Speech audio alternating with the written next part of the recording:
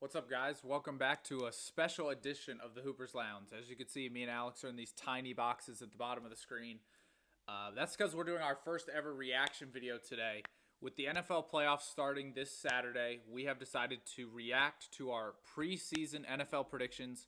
This video came out about 4 months ago to the day, and this video has so many great takes, so many bad takes, and we are looking forward to reviewing them with you as well as predicting the playoffs, which, like I said, start this weekend. So I'm going to kick it over to Alex, who is basically in charge of the video, and he will walk us through and just, laugh with us as we laugh at the bad takes and cheer us on with these absolutely insane reads by us because we called some pretty accurate stuff 4 months ago, and I'm looking forward to rewatching it with all of you. So that's what we got planned today, and I'll kick it over to Alex right now. Yeah, well, before we get started on the video, I'll say Max has some pretty accurate predictions. There's a reason that I talk basketball and not football, because some of my takes were outlandish, to say the least. But to get things started, we'll start off with Max's playoff predictions, and here are who we thought the top 7 teams in each division would be, or each conference, I should say. I'm going to start with the team that I think is going to get the number 1 seed and the bye, and that is the Buffalo Bills. I think that the Bills are primed for another dominant regular season, and with the fall off of Kansas City, that I think is going to happen. I think that Okay. Buffalo will slide right into that 1 seed in the AFC and take home the AFC East trophy. At the 2 seed, I have Baltimore. This was kind of a toss-up for me between Baltimore and Cincinnati. I don't really know who's going to win this division this year. Baltimore last year was very healthy, and in the NFL, that seems to flip-flop year in and year out. I'm not wishing for injuries on anyone, but they were one of the healthiest teams last year, and I know that it's hard to stay healthy in the NFL. That So is I really well. hesitated to pick them to win the division, but I still think they're better than Cincinnati, and that's why I have. Yeah, shout out Pittsburgh.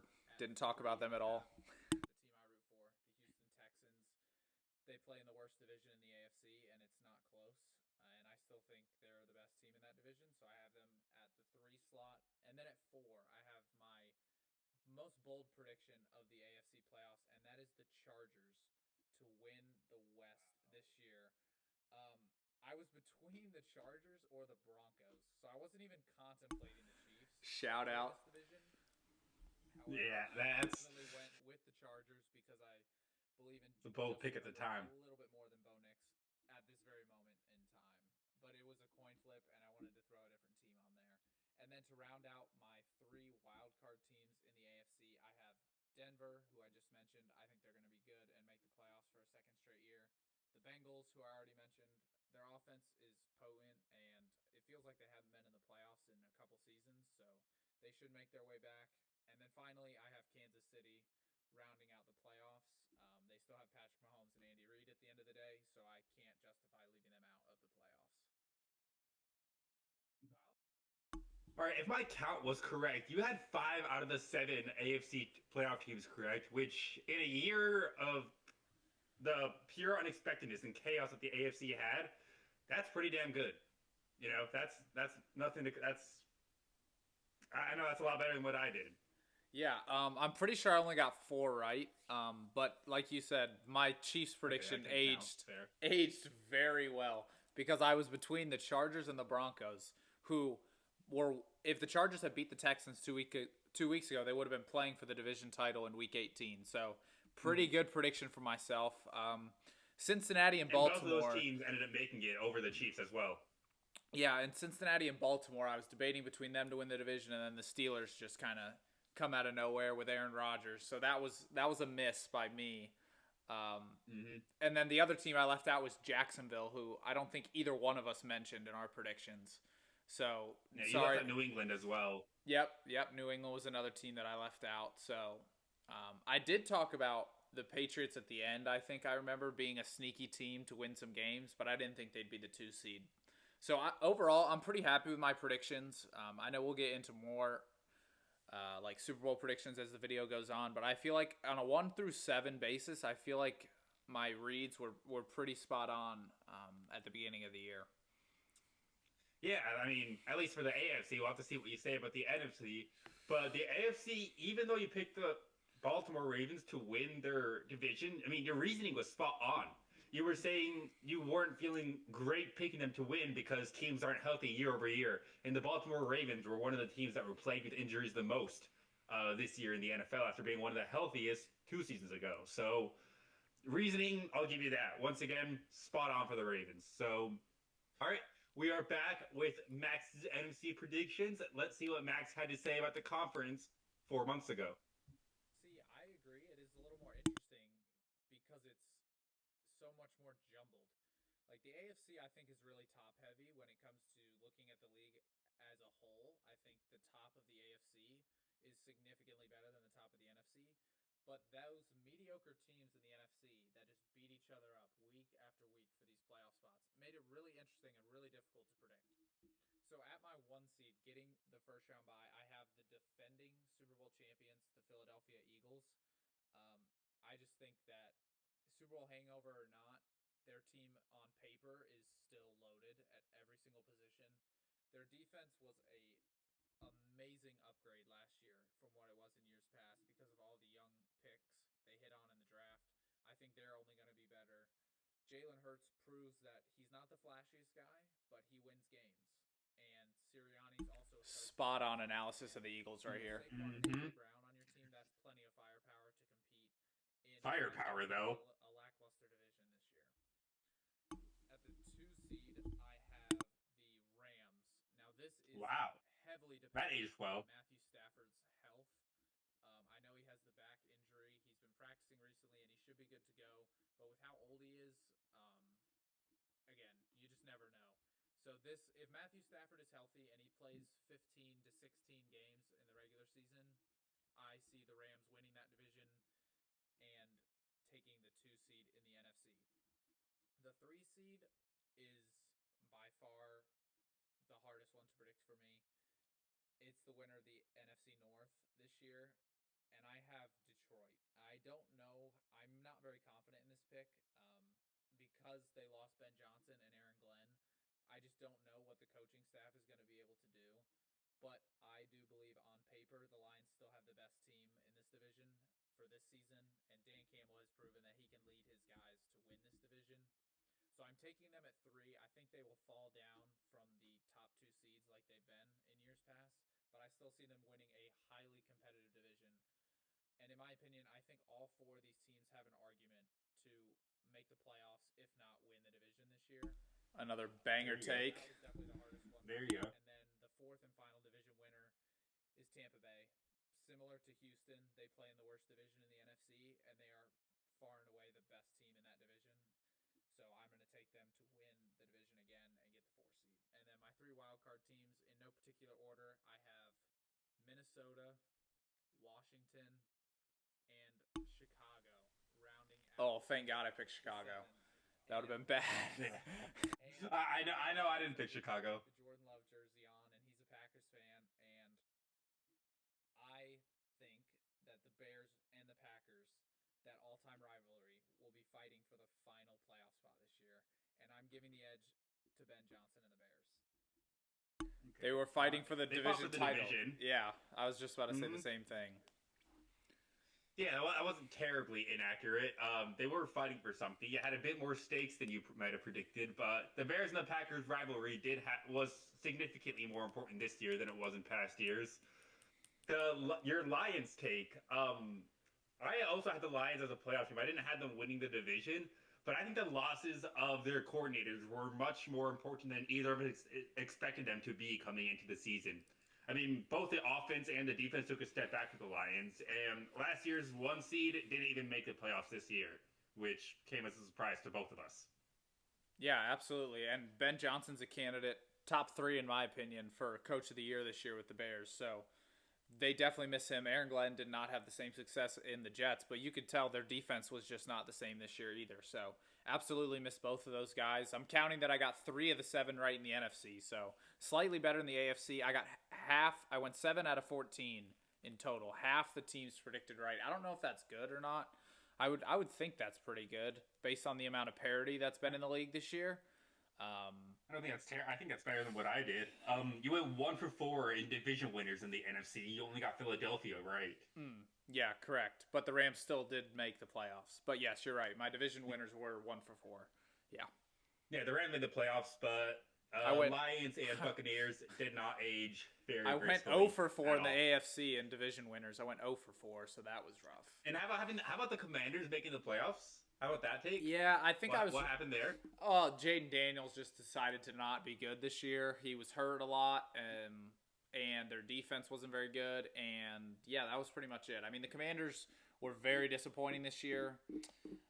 I'm glad I didn't pick them to win the division because I know a lot of people thought that they were better than the Eagles all of a sudden after one good year. So I'm glad I didn't do that. But yeah, definitely a terrible take. But even worse than them, I mean, I thought J.J. McCarthy could lead the Vikings to the playoffs. I mean, that was not good. That was not a good take. We'll get into my Vikings take in a little bit, but mine was even worse for the record. J.J. McCarthy's kind of went on a C.J. Stroud arc. In the rookie year. Wait, okay. Yo. No, I don't mean that. I don't say that necessarily a negative thing. What I mean is he followed an exceptional rookie year with a subpar second year. Yeah. A second year that at the very least was below expectations. C.J. Stroud had a much better has third won. year. So we'll have to see if Jaden Daniels can recover in the same way. But I think the two are right now off the very similar career tracks. Okay, I'm sorry. You said J.J. McCarthy, not Jaden Daniels, so I overreacted. Okay, that's sorry, my fault. My bad. That's my fault. If that's the case, yes, I meant Jaden Daniels. Yeah, you said McCarthy. That's why I kind of overreacted. You're right. My fault. I did not mean to slander C.J. Stroud there. He is much better than J.J. McCarthy will ever be. 9 is not it, to say the least. Okay. All right. My bad there. Anything else you want to say about your predictions? No, I just can't wait to see how much better my predictions were than yours, because I know we got some Mahomes glaze coming, fellas. Mahomes glaze incoming. Yeah, it was not justified in the slightest, to say the least. We'll get into my AFC predictions right now.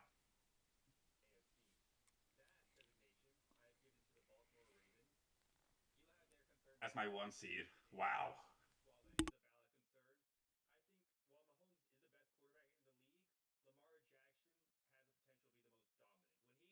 Oh my god. Oh dear heavens.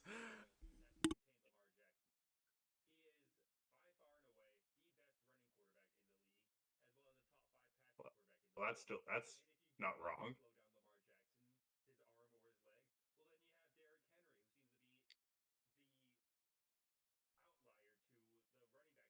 Yeah, if only John Harbaugh actually used him, that would be great.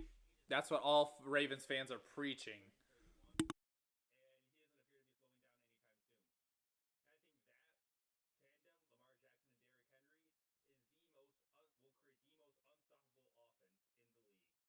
Unstoppable, he says. Oh my. Oh my god. It keeps getting worse.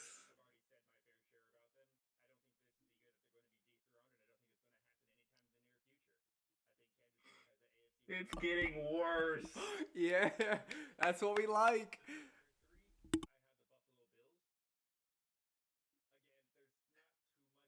That's not terrible, I guess. Way better than your first 2 picks. It's okay. Yeah.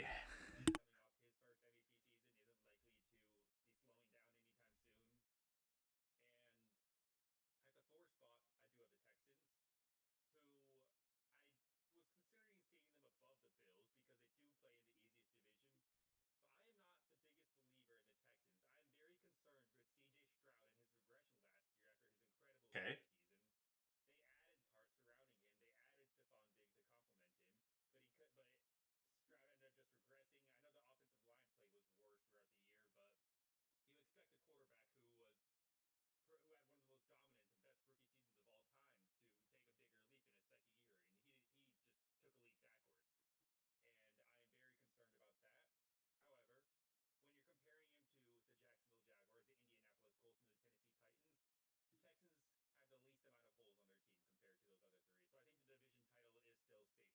Pretty good logic from 4 months ago, I will say.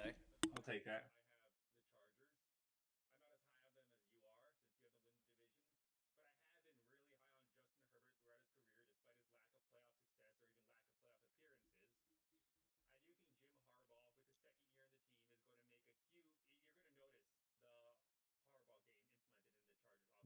That did not age well.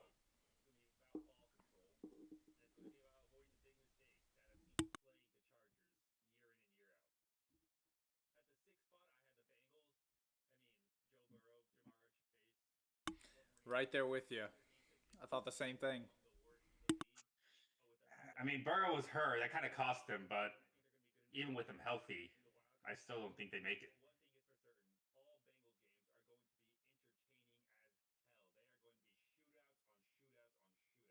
That's kind of right.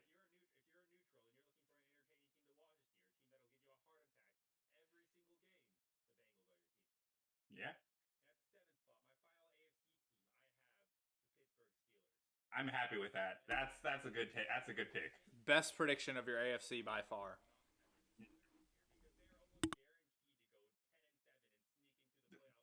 This is spot on. Yo, Spot on. can we give it up for Alex? Correct record prediction is crazy.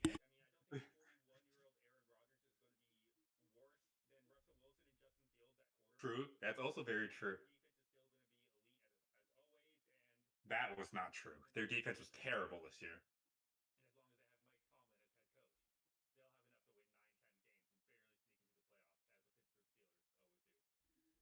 Okay, my Steelers take. They won their division and they're the 4 seed because the AFC North ended up being incredible. Or sorry, the AFC.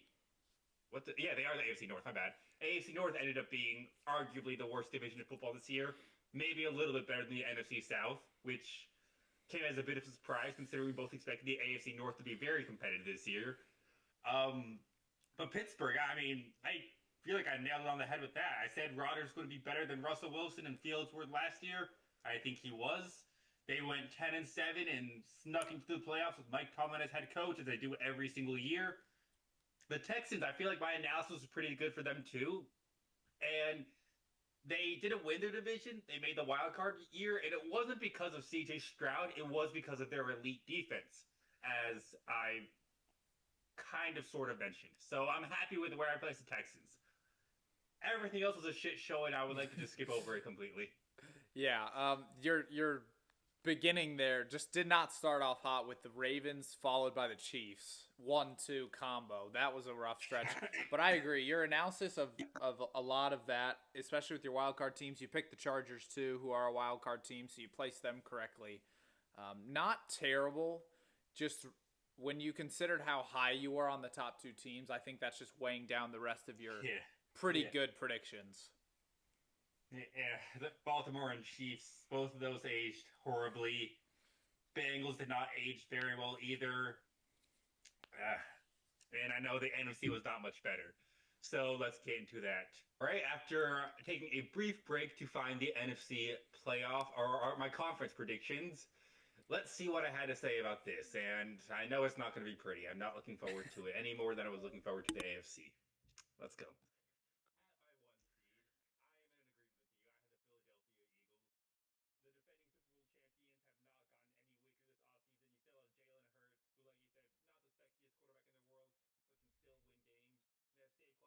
Yeah.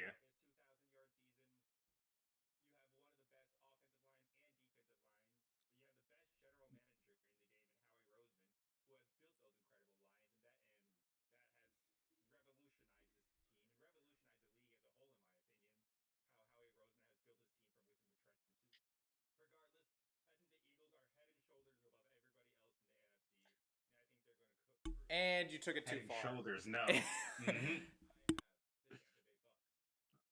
At the 2 seed? Oh no, at the two?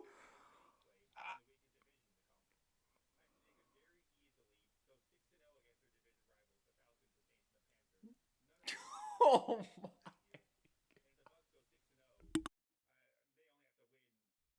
Okay, to be fair, I think they did have a good division record. They just sucked against every other team.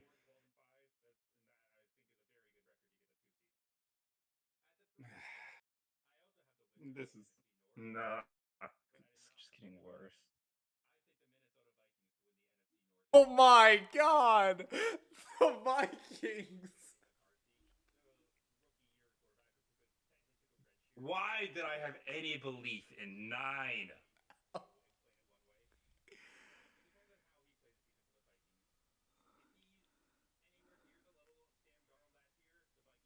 nowhere near the level of Sam Darnold last year. Yeah.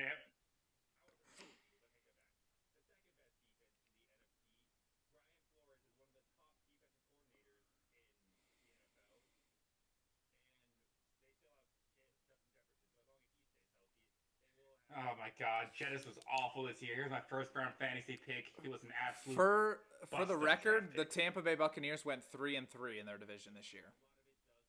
Okay, well, that's not good, Alex. Oh man. I'm excited to see where this goes next. I picked the Rams as the 4 seed. I picked the winner of the NFC West as the 4 seed. Yeah. True. Okay, that's a good take. That's a good take. He is the best quarterback in the division. That's true. But what?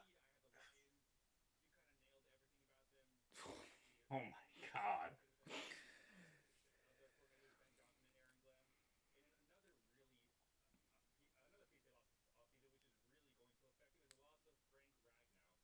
Okay, how about that age Good well? How about good that? take. Good take. Good How about take. that?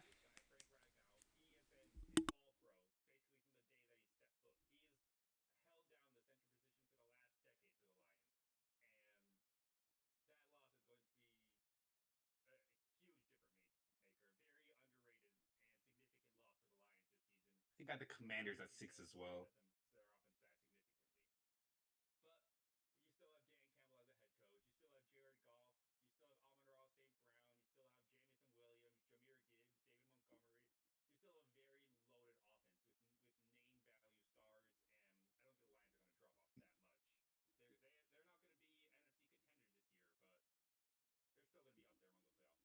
Okay. Yeah. That I'm not going to justify that. Like, I was wrong with the Lions. I was wrong with the Commanders too. This is terrible. Wow.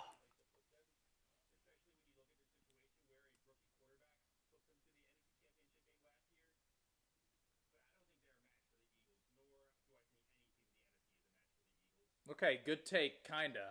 Good take, kinda. But no, I just glazed the Eagles in the process though. All right, hey, correctly predicted, Yeah. correctly the seed too. That's impressive. I don't know if we've done that yet.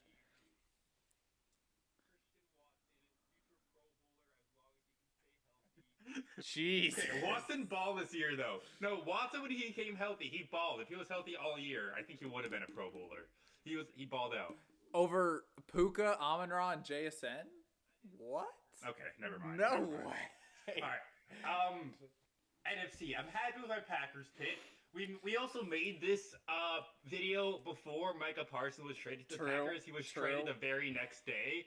So I don't blame you entirely for not leaving the Packers out of the playoffs, even though it was still incredibly stupid of you to leave them out in the first place.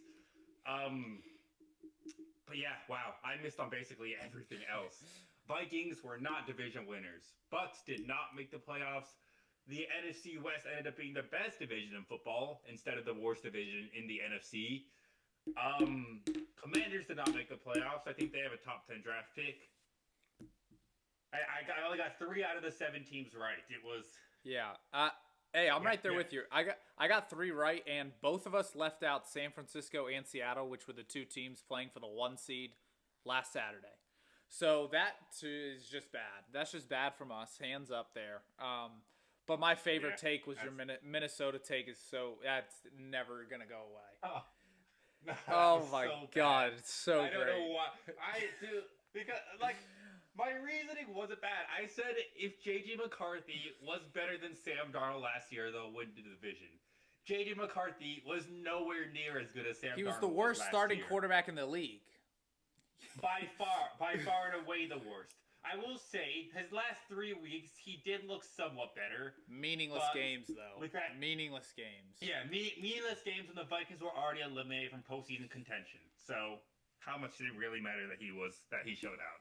Yeah. 9 was not it. I don't know why I ever put my faith in a Michigan Wolverines quarterback. That was my god. Not named Tom Brady. Not named Tom Brady. True. That was a painful recap all around. Yeah. Did not have the best predictions there, and I know my Super Bowl predictions were not much better, and that's what we'll get into right now. Um, let's see, where is that in the video? That should be right around here.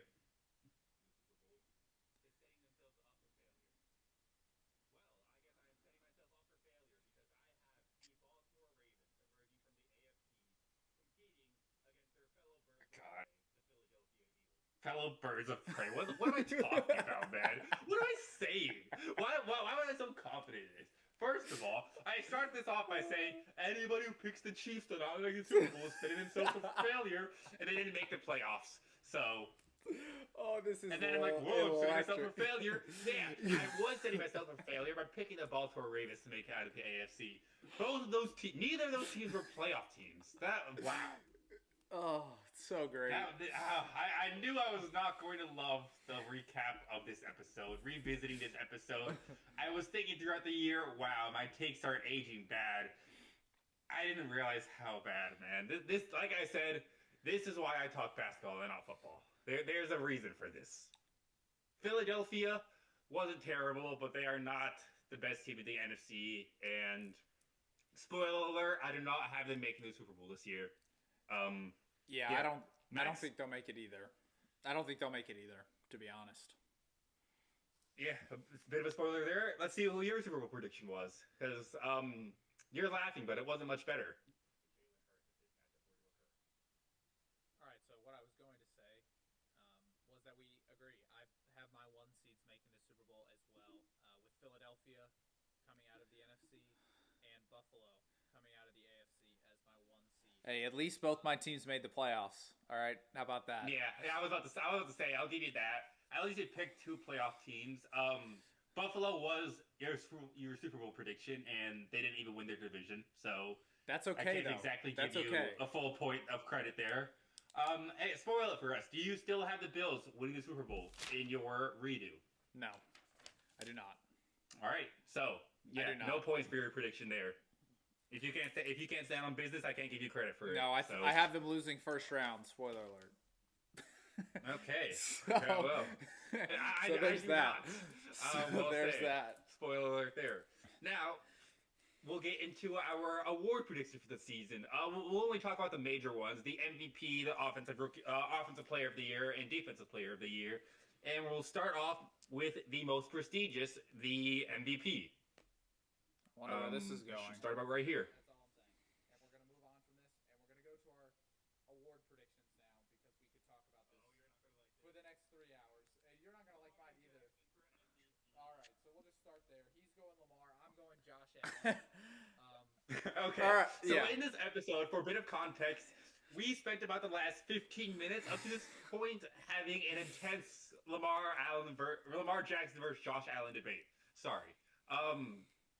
And both of those players ended up being our respective MVP picks. Max took Allen, I took Lamar Jackson. Neither of these players were particularly relevant in this season's MVP race, to say the least. I would say Allen was somewhat relevant. Not a good take from both of us. But he carried the Bills. The problem is that the Patriots were so good that they kind of fizzled him out. But I don't think Allen was completely irrelevant. The context of this debate was who could challenge the Chiefs the most. I think that's where we were going with this. And Alex just could not get Lamar Jackson out of his mouth. Like, he was so ready to just acting like crown Lamar. Lamar was terrible this year. Absolutely terrible this year. Terrible is a stretch. Okay, let's put the brakes on terrible. Lamar missed half the year because of injury, first of all. So he was playing the year hurt. Second of all, Lamar Jackson was the only reason the Ravens were still in the playoff picture later in the year. When he was hurt, the Ravens had a losing record. When he came back, the Ravens won their first 5 games before fading out towards the end of the season. But Lamar coming back is the only reason that we were talking about the Ravens as a potential playoff team and not as a team with a top 5 draft pick. If Lamar was healthy, he would have also been in the MVP discussion. Would he have won? No, because the Ravens took a step back and they weren't even a playoff team. But to say he was not one of the best quarterbacks in the league this year is still blasphemous, because Lamar still at the very bare minimum a top 5 talent in the league. Okay, top 5 talent, sure, but he did not have a top 5 like season. I mean, look at the beginning of the year. I'm pulling up Yeah, the no, Ravens top five schedule season. right You now. can't have a top 5 season if you only play 8 or 9 games throughout the year. Lamar missed half of the All year. right, so I'm Lamar not got making the hurt. argument that it was a Lamar top five. got hurt against the Chiefs in week 4. In weeks 1 through 3, they were 1 and 2. So that's a terrible start to the year. They then lose to the Chiefs in the game that he gets hurt. He comes back against, I believe, the Bears after the bye week. They do win 5 in a row, but then they lose to the Bengals on Thanksgiving. Pretty sure Lamar Jackson played in that game too. Yeah. Whose fault was that? It was the defenses. It wasn't Lamar's. They scored 14 points against the Bengals' shitty defense. What do you mean that's not their fault? The Bengals put up 42. 14. The Ravens were battling injuries 14. All year. The Ravens were the most injured team this season in the NFL. For an MVP level quarterback, it shouldn't matter. It shouldn't matter. Yes, Lamar had a down year in comparison to his incredibly high standards. He was not a top 5 quarterback in the league this year. But Lamar Jackson, overall, if you were to rank the top 5 quarterbacks and not have him in it, that would be insane. He wasn't even top 15 this year. He was not even top 15 this year in the league. Okay. And I'll name him. I'll name him right now. Even when he was healthy, he was not playing good football. He was not playing good football. And I'll name him right now if you want me to name him. You know what? We've talked about Lamar and Josh Allen a ton already. I'm not even talking about Josh Allen. I'm just talking about Lamar. He was trash this year. He was trash. He was not trash this year. But before we get caught up in another long-term discussion featuring the 2 quarterbacks, safe to say both of our MVP picks were not right. The MVP this year is most likely going to be Drake May of the New England Patriots. Matthew Stafford was in contention for a while for the first of his career before the Rams fell out of the 1-seed picture in the NFC. He could still win it, but I see the award going to Drake May and at the end of the season. I agree that I think it'll be Drake May. However, I think it should be Matthew Stafford just because he's thrown damn near 50 touchdowns this year. Same amount of interceptions as Drake May. The only argument I could hear for Drake May is that 1, the team around him is worse, and 2, his rushing stats are significantly better than Matthew Stafford's. Other than those 2 arguments, I think Matthew Stafford overall had a better season than Drake May, but that's just my opinion. I do think that Drake May will end up winning the award, though, at the end of the year. I agree with you there. I think it should go to Stafford, but it probably will go to May, which is not a bad thing. May had a great season in his own right. I just think Stafford having a career best year at age 38 is impressive in its own right and completely deserving of his first MVP award. Let's go on to our Offensive Player of the Year predictions, which occurred at the 53-minute mark. Let's see what we had to say about that.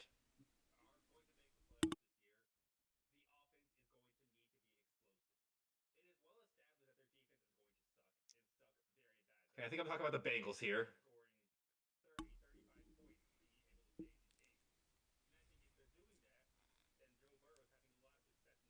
Okay, there we go.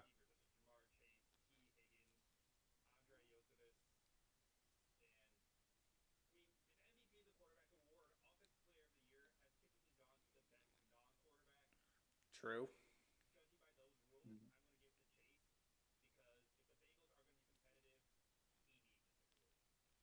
Yeah, so for the sake of the predictions, I also have Jamar Chase. I just want to pencil that in. But for the sake of entertainment, I'm going to talk about another guy who I could see winning Offensive Player of the Year this year, and that is Bijan. Wow. There you go. Not again. Another good take. First, I want to say, I think Bijan is going to win the award. I think he should. So if he does, I think your prediction was correct there. I'll tip my hat off to you. Well, you took Jamar Chase, so it wasn't correct. But your honorable mention, your shout out, the name you threw out just to say a different one, that might be the correct one at the end of the day. So I'll give you credit there. Hell of a pull. Yeah, I was pretty confident. I was kind of half between Jamar and Bijan, but I just trusted the Bengals offense more than the Falcons at the beginning of the year. And I think that's why I gave the nod to Chase. I personally think it's going to be Puka for similar reasons to Stafford. Like, the year Puka's having is insane. And also JSN too should definitely be in the consideration for Offensive Player of the Year. That guy came out of nowhere. I mean, people thought he was good, but not top 5 in the league good. He is insane. And with the Seahawks having the success, I think he's going to get it. Him or Puka, over Bijan. But it'll be interesting. I do like that I shouted out Bijan, though, because he had a hell of a year. And he was damn near unstoppable against anybody this year. I do think Bijan is going to win the overall award. Puka, I think, would have won the award if he had managed to stay healthy all year. But the 3 or 4 games he missed in the middle of the year will hurt him, especially when he's compared to other elite receivers, such as JSN and George Pickens, who also came out of nowhere to have an elite season. Jamar Chase had a really good year in his own right. Not as good of a year as last year. He still had a good season, but Joe Burrow's injury combined with the Bengals not having much to play for the last month of the year prevented him from matching his Triple Crown effort that he had last season. So, Offensive Player of the Year, I didn't get that right. And if Bijan wins the award, I'm giving you credit there because I don't think many people were picking Bijan in the preseason to take home the award, and that the breakout season that he had. So, shout out to you there.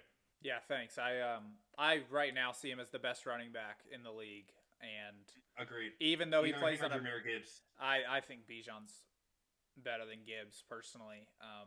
But that's again just personal preference. I think if I could handpick any running back in the league for my team, I think I would pick Bijan before anyone else. If you had to give me one this season, honestly, I think I still take Derrick Henry. If you had to give me one for the next 5 years, I think you take Bijan as the best young running back in the league. Anything else you want to say about Opoy? No, let's just get to DPOY because Alex had the best prediction for DPOY of all time. Okay. Spoiler alert. I didn't make a Defensive Player of the Year prediction. Yeah, he cheated. He cheated. So that was my bad. Max's, I'll spoil it now. We'll listen to his prediction. But he picked Aiden Hutchinson, who we also picked for Comeback Player of the Year. And when he started talking about Comeback Player of the Year, I think I got it in my head. That's the award we were talking about. And I made a prediction for that award and completely skipped over Depoy. So, I think it's safe to say I was wrong. My Defensive Player of the Year did not happen. But if I were to make a prediction, I obviously would have picked Myles Garrett. Because I'm that smart and intelligent. And, you know, I just know ball like that. Yeah. So that would have been my pick, but let's hear what you had to say. In the podcast, and he is coming back from injury. I think the clear-cut favorite. I just said we had the same guy, so my pick was also Hutchinson. Okay. Just wanted to point that out. I guess I didn't have to explain it very much because you did most of the explaining for me, but yeah, I guess I also picked Hutchinson to win. And interesting. That did not age well. Let's see what you had to say as your explanation. Yeah, before you hit play, real quick, you especially, I think, would have picked Micah Parsons if we had recorded this after, and I think Micah was on track to at least be a finalist for Defensive Player of the Year before he got hurt. Agreed. But I think you can make the argument Parsons was the favorite. I mean, the Packers' defense before and after Parsons got hurt, it was noticeably worse. I mean, Parsons made the Green Bay Packers. They took that defense to a different level. And yeah, I would, maybe my bias is getting in the way, but I would say Michael Parsons was a favorite for Defensive Player of the Year at the time before he tore his ACL. At the time of his injury, I agree. However, even if he stayed healthy the whole year, I don't think he would have beaten the guy that literally set the sack record. Agreed. Agreed. There's no way that would have happened. I mean, unless Parsons, I mean, I know Garrett had a tear to the year, and in the last 3 games, he only had 1 sack. He was sitting on 22 sacks for the last month or so of the season. There's a very good chance Parsons could have gone on an end-of-the-year tear and come close, if not break the sack record on his own. You know, I'm not discrediting that from a player of Parsons' talent. And, yeah, you're right. If we made this video after Parsons got traded to the Packers, I probably would have picked him for Depoy. And I think he had a very good chance if he didn't get hurt. I think you would have. But let's see what you had to say about Aiden Hutchinson. And it probably won't be close in that department. But I am also picking him to win Defensive Player of the Year, and that is Aiden Hutchinson of the Lions. He was on pace to to win Defensive Player of the Year last year before the gruesome injury. And I think injuries like that tend to light a fire under elite athletes such as Aiden Hutchinson. And I think with Dan Campbell, knowing that he's going to have to get more out of his players because of the coaching losses in the offseason, I think Hutchinson's just going to absolutely dominate for Detroit this year. And prayers up that he stays healthy, fingers crossed. He would be my pick to win Defensive Player of the Year. It was hard not to take my guy, Will Anderson, but I just Okay, another great honorable mention. A lot better than Detroit's, and I don't think Will Anderson will stand out as much as Aiden Hutchinson will, and that's even if your predictions have not been on fire, your honorable mentions. I mean, they've been spot on. Will Anderson, he's not going to win Depoy, but he had a breakout year in his own right, and is probably going to be among the favorites for the award next season. But Hutchinson, like we were saying, he had a bit of a down year this year in his first year back from his gruesome leg injury. You can chalk up the down year to that. Maybe he was regaining his footing a little bit, regaining the trust he once had in his leg to hold up on the football field. So hopefully he's able to return to his elite level that he displayed in his second season in the league. But Hutchinson did not age well for either of us. Yeah, no, definitely my worst prediction, I think, in terms of the awards go. But my honorable mentions, again, I'm happy with them. So,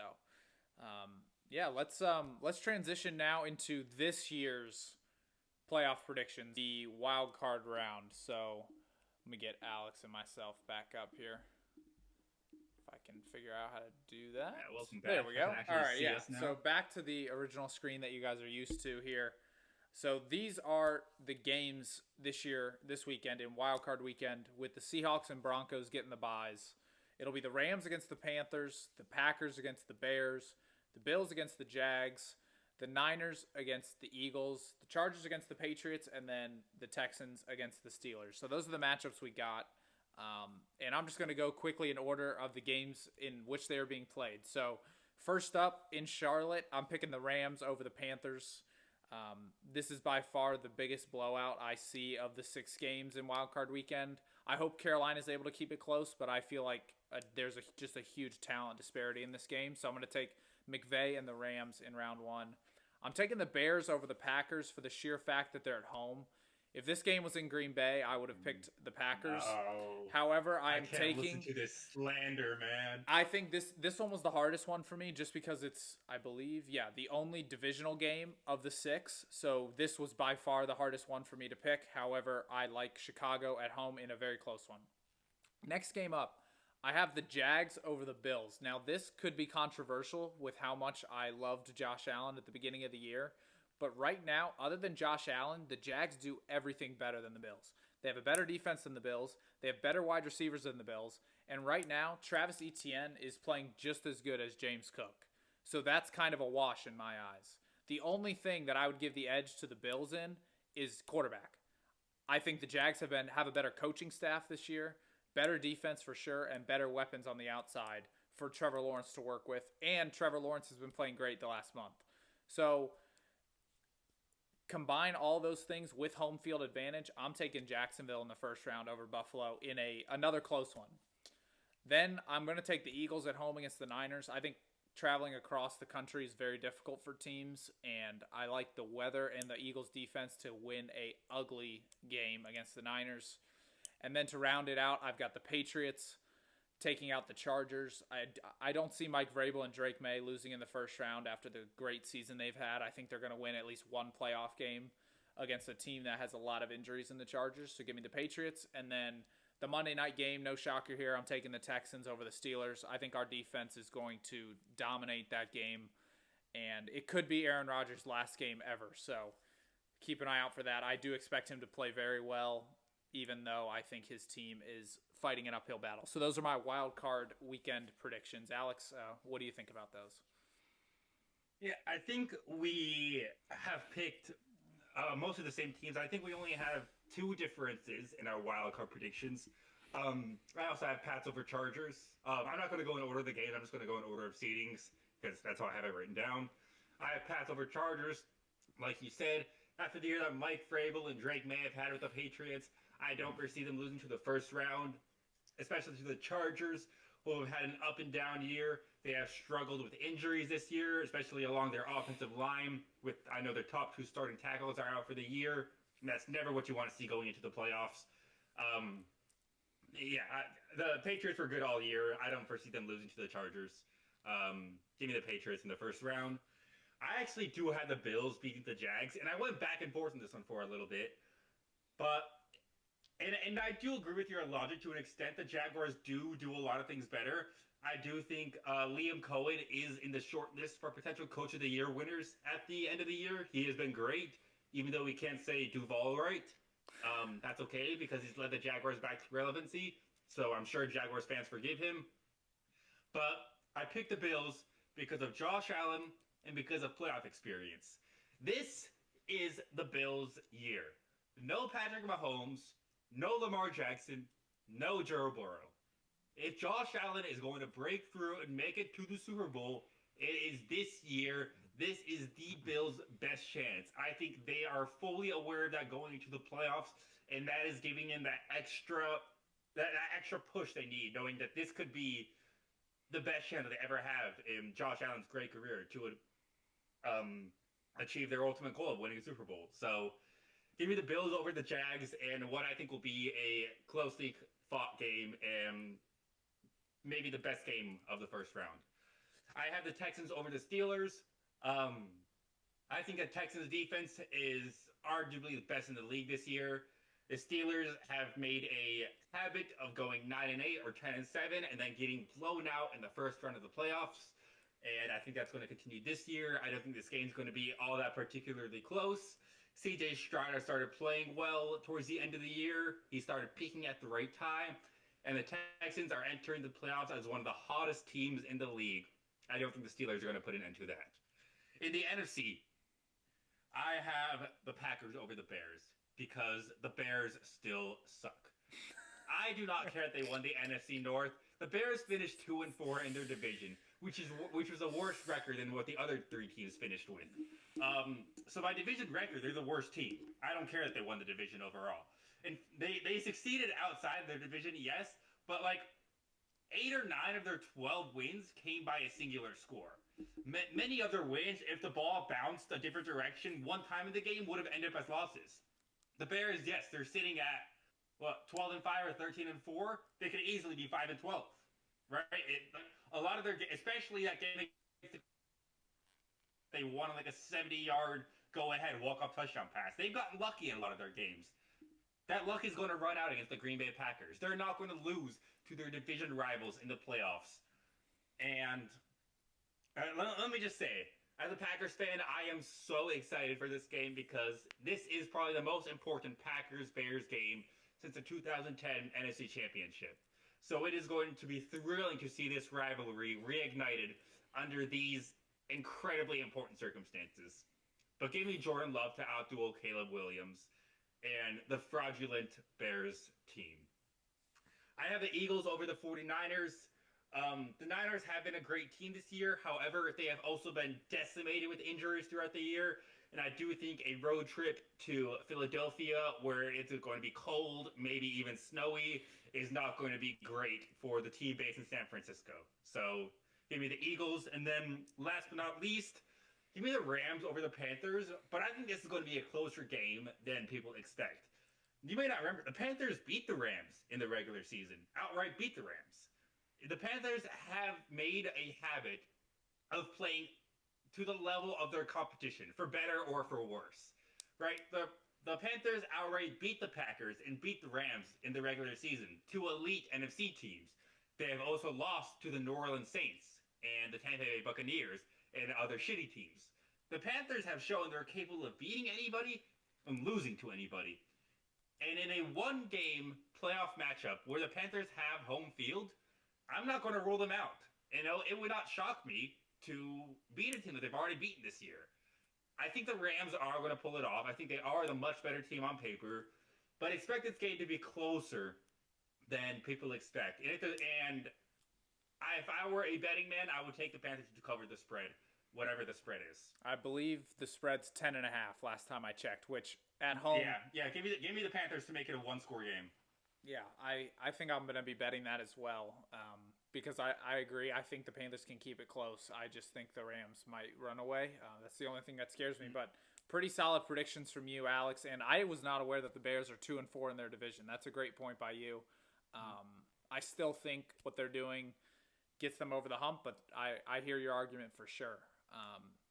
And do you want to just get into our Super Bowl predictions here before we get to the end segment? Yeah, yeah. Let's get into it. Let's hear the two teams that you have making the Super Bowl, because you already spoiled that it's not going to be the Bills, and I'm guessing you don't have the Eagles up there either. Two new teams after the NFL season. Let's see who you ended up with. So I'm going to start with the NFC because I think there's a clear and away best team, and that's Seattle. So I think Seattle with home field, that's one of the hardest places to play in the entire NFL. I expect them to win the NFC, and they will be representing that conference in the Super Bowl. For the AFC, this was really difficult. I was between two teams, and that was my Texans and the Broncos. And I was between these two teams just because their defenses are so much better than everybody else's. And similar reason why I took Seattle. I think those are the three best defenses in the league this year. And it's just going to depend on which quarterback of those three, Bo Nix, Darnold, and Stroud, which three of them plays well enough to complement that elite defense and lead them as far as they can go. And you know I had to be biased. So I took the Texans to represent the AFC in the Super Bowl. Now, if I was doing this with no bias, I would have put the Broncos in there. So let me just say that right now. I have a little bit of bias. Let me say, I'm not saying wow because you picked the Texans. I'm saying wow because we had the same Super Bowl matchup. Yes. I picked Seattle and Houston to make it to the Super Bowl. Yep, that's what I'm doing. Wow. That's what I'm surprised with. You took the reasons right out of my head. I went with the elite defenses, and Seattle and Houston, in my opinion, are the two best defenses in the league. Yeah, so that was kind of my logic. And then I have the Texans beating the Seahawks because if I'm picking them to make the Super Bowl, I'm going to pick them to win it. But like I said, if I was not a Texans fan and I rooted for a team that didn't make the playoffs, I think I would have Denver and Seattle because of home field and those elite defenses. But Houston is legitimately scary this year. This is probably the best Houston team I've ever watched as a fan. And I'm really excited for this postseason.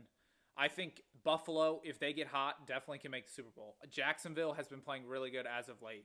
New England is definitely good enough to make the Super Bowl. Like, the AFC is so difficult for me, whereas in the NFC, I think if Seattle's on their game, they're beating all of these teams quite easily, to be honest, if Seattle is playing to the best of their ability. But the AFC is so more wide open, in my opinion. So, give me the Texans over the Seahawks in the Super Bowl with just sprinkling in a little bias there. I mean, I agree with your teams, and I completely agree with your reasoning. I do think Seattle is the clear-cut best team in the NFC, and I think they have the clear-cut best defense in the NFC. What scares me about Seattle is that Sam Darnold has become known for putting up absolute clunkers in important end-of-regular season and playoff games. And Seattle is not going to go out and win a game that Darnold throws 4 interceptions in. They will lose that game. And so it scares me because Darnold has done that multiple times throughout his career. But in terms of consistency, I think Seattle is the most consistent NFC team. I think as long as Darnold avoids those crucial mistakes, that he and the Seahawks will make it to the Super Bowl.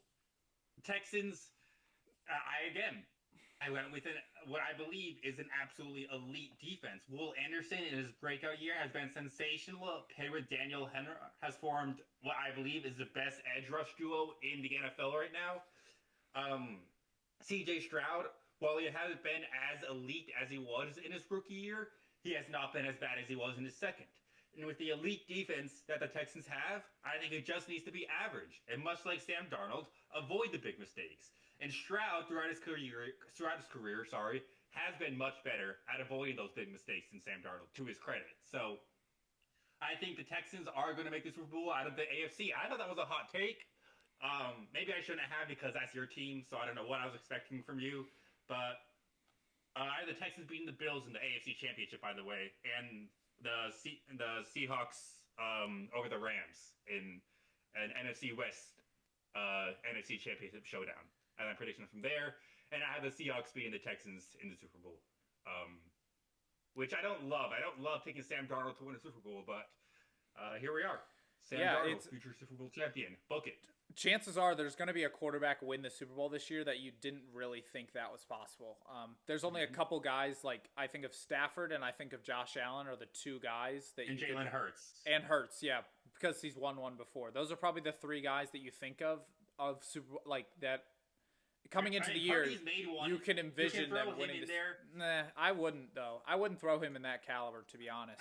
I wouldn't. Yeah, not in that caliber, but he's made Super Bowl, so it's plausible. Yeah. I would not. If you told me C.J. Stroud and Sam Darnold would have been my predictions for Super Bowl quarterbacks, I would have laughed in your face. But this is the situation that we're at. Yeah, I love that you have the Texans in there. I think people are not sleeping on them, but I think it is, like you said, a hot take just because they didn't win their division. But we've seen teams from the wild card round make the Super Bowl plenty of times before in the NFL. It's all about which teams are playing their best football right now. Mm-hmm. And for the Texans, they've won 9 games in a row. And I think that if they get That's the right, a big reason I pick them, that win streak. If they get a matchup, like I think this first round matchup is picture perfect for Houston, significantly better than having to play a team like Buffalo or the Chargers or New England or Jacksonville. I think playing Pittsburgh is the perfect matchup for them, and I look forward to seeing what they can do in the playoffs. Alex, I'm rooting for your Packers. I'm also rooting for the Bears because I have buddies that are Bears fans, but I'm rooting for a great game and whatever. Yeah, the Bears aren't winning, bro. That's not happening. The Bears aren't winning a playoff game. Yeah, like get out of here, get out of here with that. I would rather see the Bears lose in the first round than the Packers win the Super Bowl. That's a complete lie. I wouldn't. But the Bears would have to lose in the first round for the Packers to win the Super Bowl. So yeah, good. All right, we are back with our last segment of our NFL recap episode and our playoff predictions. The last NBA episode we did, Max brought out kind of a new crunch time segment where he spun a wheel of NBA teams, and I had to pick one player from each team to make a starting 5 plus a 6-man to win an NBA championship. We're going to do something very similar with that with the NFL. Max is going to be picking an NFL fantasy team. It's not a fantasy team, it's a team to win the Super Bowl, but we're going to be using fantasy positions, which entails 1 quarterback, 2 running backs, 2 wide receivers, 1 tight end, 1 flex, which can be a running back, wide receiver, or tight end, and then 1 defense, 1 team's defense. And this team is going to have to win the Super Bowl. So, Max, you ready to get started? Yeah, I'm excited. I've got a lot of ideas. Hopefully the wheel is kind to me today, and I don't get the equivalent of the Wizards like you got last episode. That would be bad. Yeah, that was rough. Let's hope you don't end up with the Jets or the Raiders. Or I guess actually Gentry would be a terrible running back. Let's hope for no New York Jets because I don't think there's anybody you want on that team. But let's see who your first team is. Yeah, this is with the wheel. I mean, I could see exactly. Oh my goodness! That is a great start. We have the Denver Broncos. Yeah, we're just gonna pencil in the defense right now. I mean, I'm not even thinking about this twice. We're gonna take the Broncos defense. And I think I can already compete with every team in the league, regardless of the offensive players I get, because of how good my defense is. So yeah, we're taking the Broncos defense for sure. I agree with you there. I don't think any of the Broncos offensive players are exactly selectable, whereas they have arguably the best defense in the league. This was an obvious choice and an absolutely incredible first-round pick. Oh my God. Take the Broncos out. Beautiful. And let's give it another spin. This is an amazing segment we have going on here. Oh my goodness. Wow. All right, so am I allowed to take injured players or no? Is that cheating? I'll give you injured players. Great. All right, I'm taking Tucker Kraft as my tight end. I'm taking Tucker Kraft as my tight end. 1, because he's a great route runner with great hands, but 2, I don't want my tight end to be the best player on my team because then that takes away from my running backs and my wide receivers.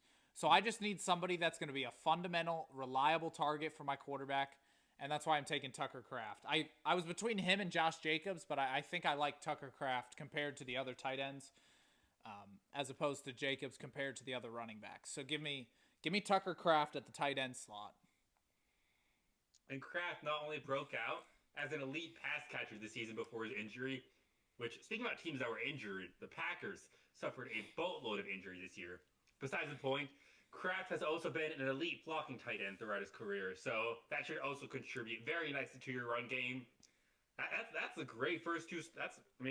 I don't think you could have asked for a better first two picks. I'm extremely pleased. As the GM of this roster, I'm extremely pleased. All right, Tampa Bay. You have a couple of options with the Buccaneers. This is why I passed on Josh Jacobs, because I think I would rather have a guy like Bucky Irving, who's younger and quicker and does more in the pass game, over Josh Jacobs. So I'm going to take Bucky Irving as one of my 2 running backs. I feel really good. I like the Bucky Irving pick. Let me ask you this. Why Bucky Irving over Mike Evans? Honestly, because I think Bucky Irving is more versatile. I can use him in more ways, whereas Mike Evans is more of a one-dimensional player, in my opinion. So I like Bucky Irving, and because I have 2 running back slots, I feel like I don't have to just feed him the ball 30 times. I can, mix and match with the running back that I'm going to pair him with. So give me Bucky. That's fair, but I don't think Bucky Irving is an elite running back 1. So you're going to have to hope for a team with a better running back, because I'm not sure a team with Bucky Irving as their RB1 will necessarily be able to rely on their running game, especially in the NFL playoffs. But not a terrible pick. We'll have to see how the rest of the board plays out. We're going to use them in the right ways. We're going to use them in the right ways. Just watch. You don't want to face this team in the playoffs. This team's nasty. Oh, my goodness. Wow. Another high playoff team, the New England Patriots. I'm doing it. And I feel like I know your prediction is. I'm doing it. I'm doing an electric start. I'm picking my quarterback, Drake May. I mean, I don't know how many quarterbacks I'm going to get better than Drake May, and he has proven that he does not play favorites. He spreads the ball around. So a guy like Tucker Kraft's going to eat. A guy like Bucky Irving's going to eat.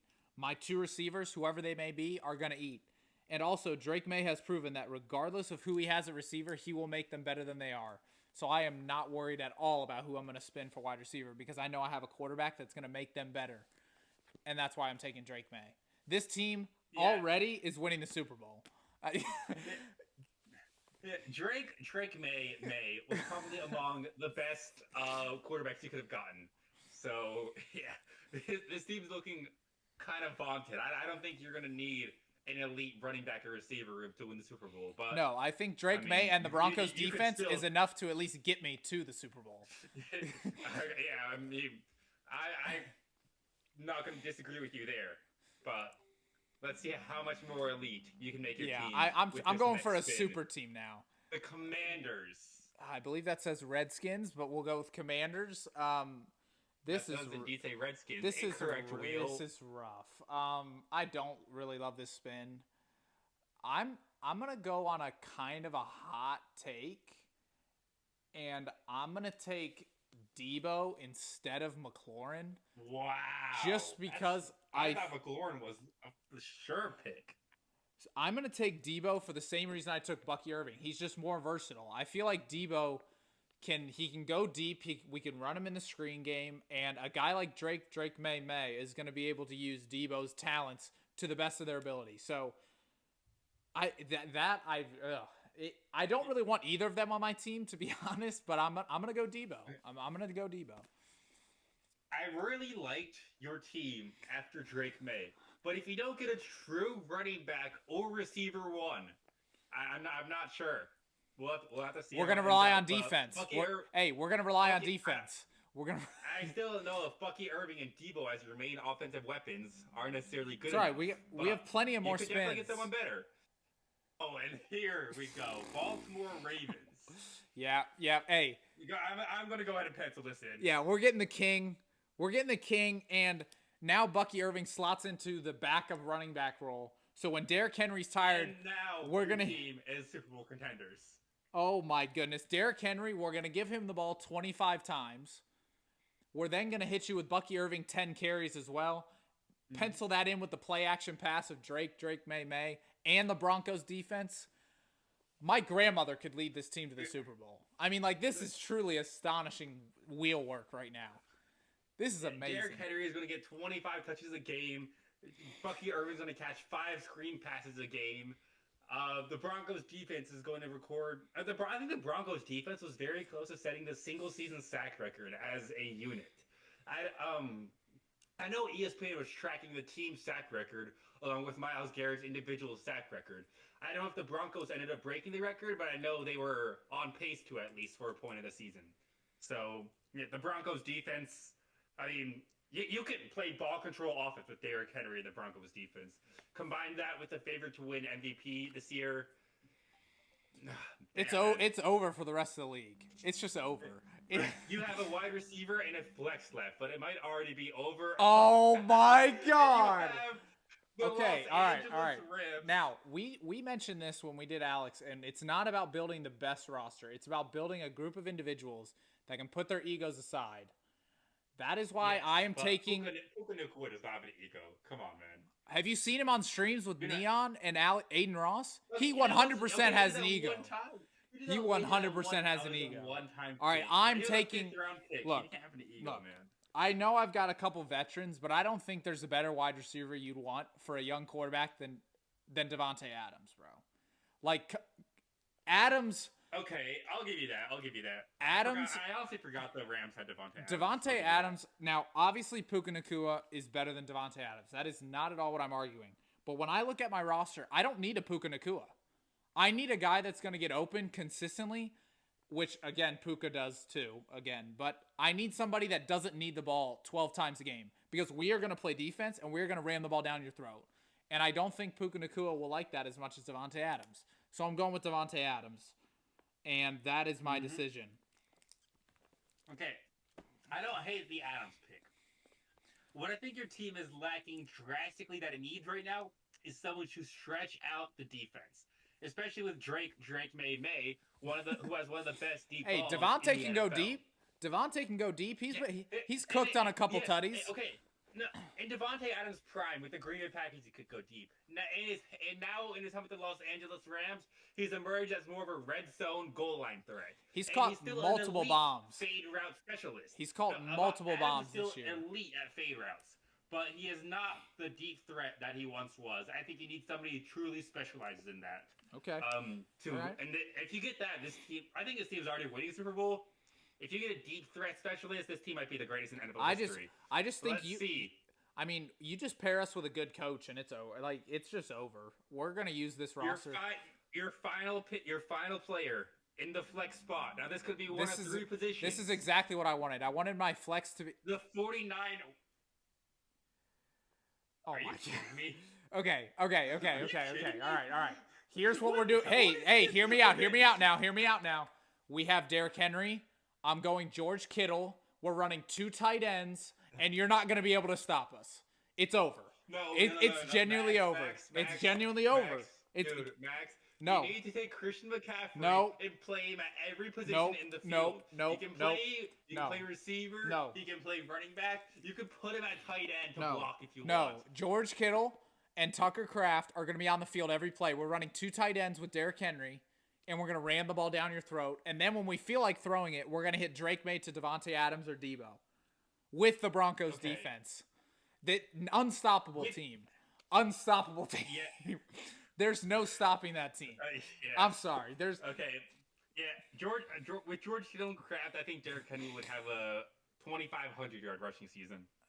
I mean, at the very least. Again, like, our offensive line would obviously have to block, but imagine the opposing coaches game planning for us during the week. Just imagine that. Just for shits and gigs, let's imagine you had an offensive line selection. It would be this team. I probably would have picked one of these. With the Vikings. Not terrible. Not well, the best, but not terrible. Okay, I also could have used one of the previous teams for offensive line, but yeah, and then you could have picked Justin Jefferson. But I also think you could have gotten a worse. I didn't plan out an offensive line, but if you ended up with the Vikings one, I still think Henry would I'm sorry, but the wheel was kind, and just Alex, if your team was playing my team this week, how would you prepare for us in practice? By praying to God and hoping for the best. Yeah, I agree. I mean, there's just no way in hell.